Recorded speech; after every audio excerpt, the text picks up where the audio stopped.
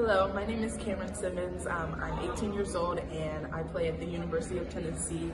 I just got called up for my first full team camp and I couldn't be more excited, more honored about the opportunity.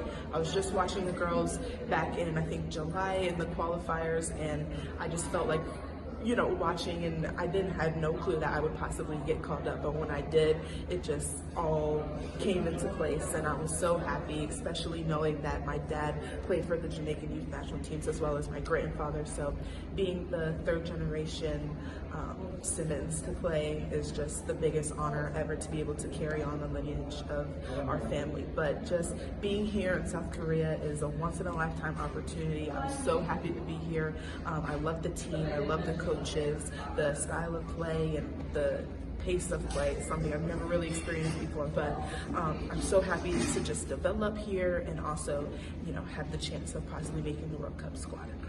So my grandfather's name is Patrick Simmonds and my father's name is Gregory Simmonds.